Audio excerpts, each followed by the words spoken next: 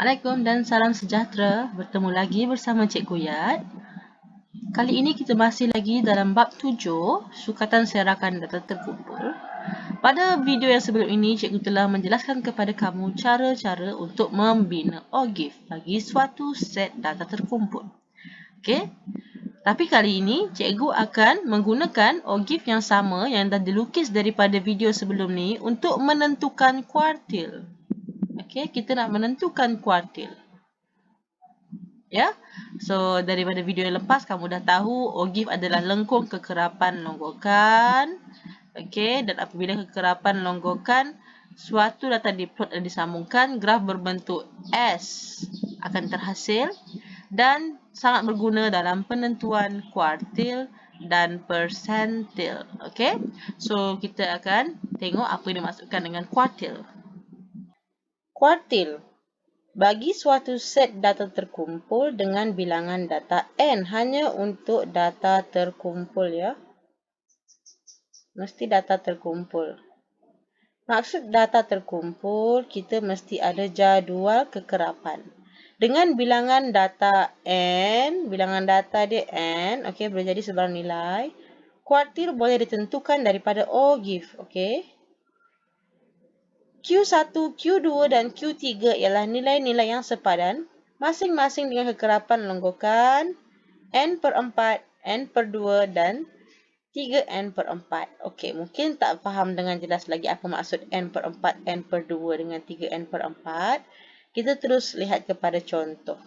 Okey, ataupun cikgu jelaskan sedikit di sini ya. Bila kita nak cari Q1, ia adalah N per 4 ataupun 1 per 4 darab N bilangan data kita. So, kalau kita ada 100 data, kalau kita punya N itu 100, 1 per 4 daripada 100 data, kamu akan dapat 25. Okey, itu yang dimaksudkan dengan N per 4. Kalau N per 2, itu adalah untuk kuartil yang kedua. Okey. Maksudnya 1 per 2 daripada N. Kalau kita ada 100 data, 1 per 2 daripada 100. Kamu akan dapat data yang ke-50. Begitu juga dengan Q3. Q3 ni kuartil yang ketiga. 3 per 4 daripada N. Jika kita ada 3 per 4 daripada 100, kita akan dapat kuartil ketiga adalah pada yang ke-75. Okey?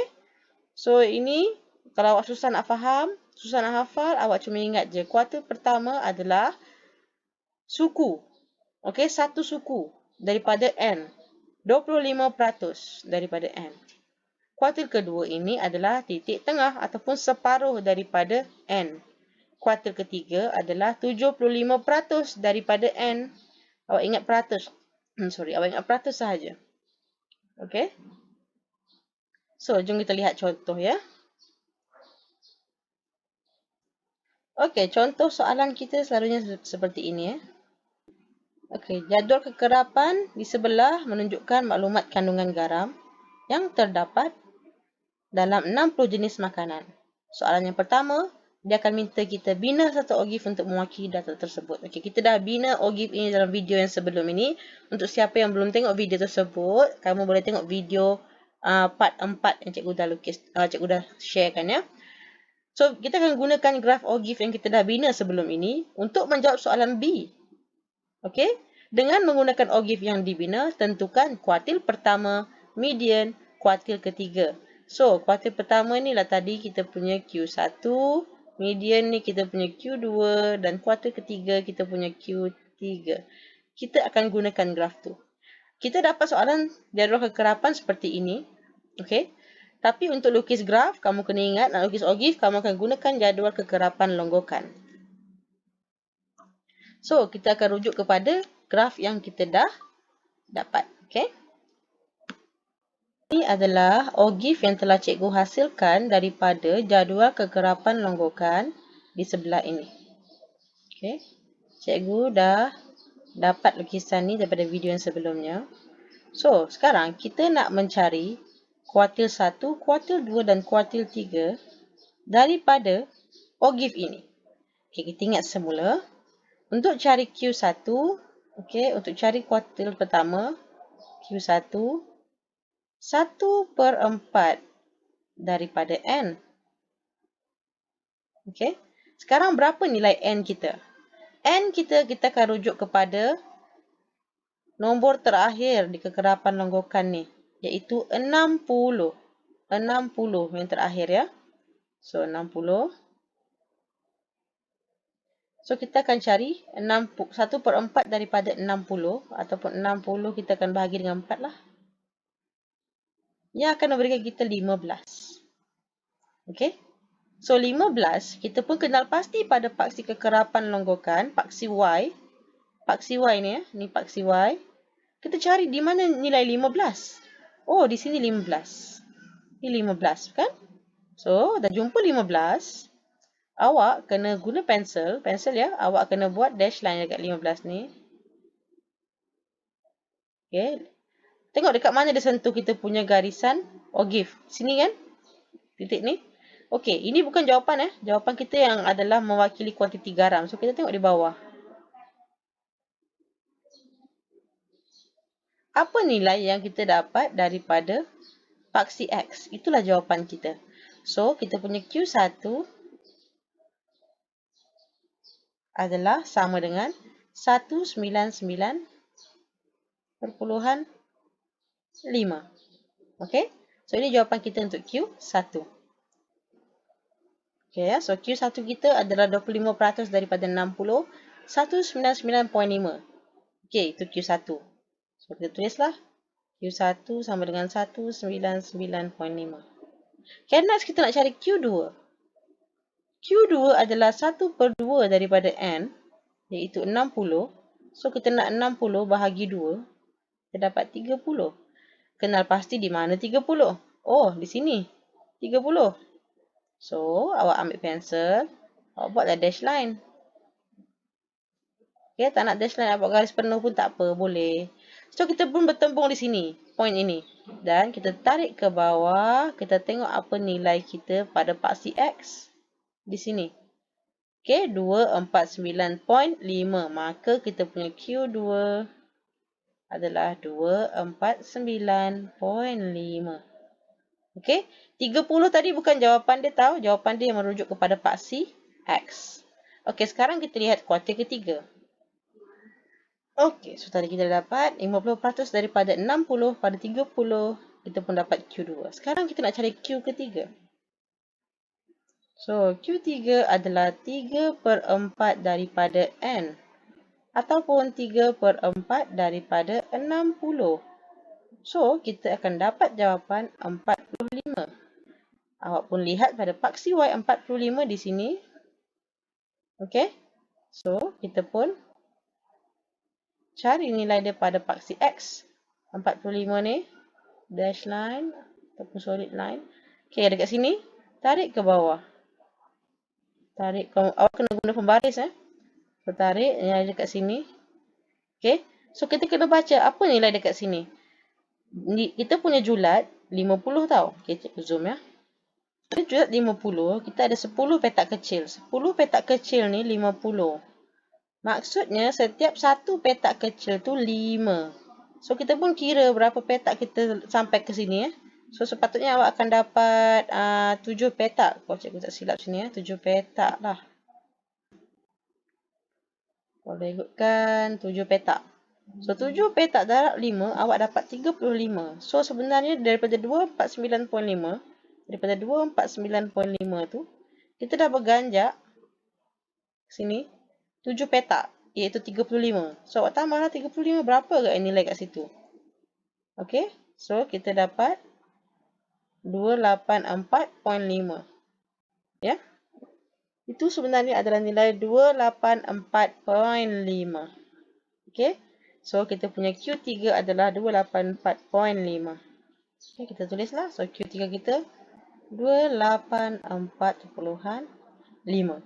So, siaplah mencari kuartil. Okay. Lukisan cikgu ni mungkin tidak tepat. Kita lihat yang lukisan yang tepatnya. Okey, ini lukisan yang tepat ya. Kalau ikutkan yang paling tepat lah guna kertas graf tu yang jelas. Okey, ini ogif yang kita dah hasilkan tadi. Pada kuartil yang pertama, kita dapat kuartil yang pertama kita dekat 15. Tapi bukan ini jawapannya. Okey, macam mana dapat 15 tadi? Kamu pun ingat 1/4 daripada N. N kita 60 ya. Okey, 15 kita pun tarik kat sini. Kita dapat nilai 199.5 untuk Q1. And then, cikgu tunjukkan lagi semula. Di sini Q2 kita 30. Okey. Q2 30. Bila 1/2 darab dengan 60 ataupun 50% darab dengan 60, kita pun tarik line ni sampai tentu kita punya ogif. Cari nilai di bawah ni 249.5.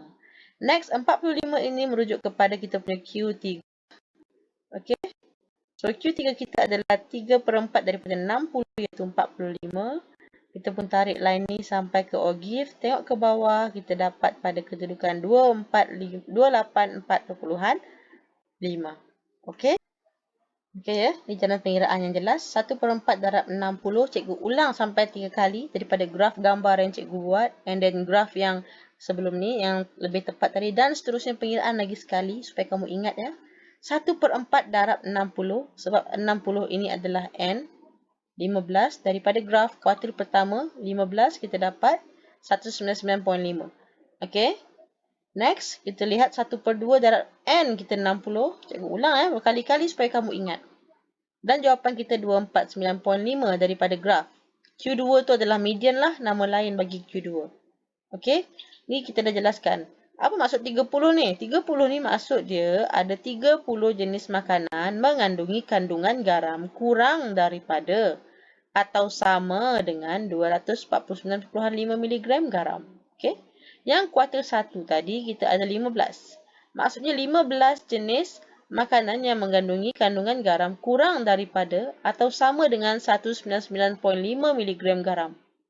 Yang Q3 ni pula 3/4 daripada 60 kuartil ketiga ada 45 jenis makanan mengandungi kandungan garam kurang daripada atau sama dengan 284.5 mg. Kenapa dia guna istilah kurang daripada atau sama? Kita rujuk semula graf ya. Okey, kita rujuk semula graf ni ya. Lihat ni ogif kita. Pada sini kekerapan longgokan kita kuartil 1 15. Ada 15 jenis makanan mengandungi kuantiti garam 199.5 dan ke bawah. Okey, dan ke bawah. Ada 15, 14, 13. Kenapalah highlight pula ni? Dari 15, 14, 13, 12 sampai dah satu jenis makanan ni. Semuanya kategori sini. Okey, kategori sini. Ya. Iaitu kurang daripada 199.5 gram. Okey, ataupun lebih kurang sama dengan 195. Okey, itu. Manakala yang kuantiti kedua, Q2 kita. Q2 kita ada 30 jenis makanan. Dia pun julat dari sini. Okey, daripada kosong sampailah 249.5. So, dia ada kuantiti garam 249.5 gram dan ke bawah. Okey, kurang. Begitu juga dengan Q3. Okey. Q3 kita 45 ni. Ada 45 jenis makanan mengandungi kandungan garam 299.5 atau kurang. 0.5 gram atau kurang. Okey, itu maksud dia.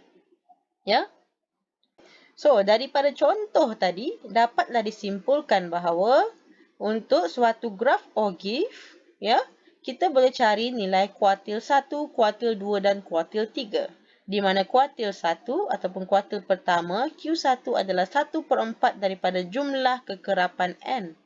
Di sini, 1/4 daripada N.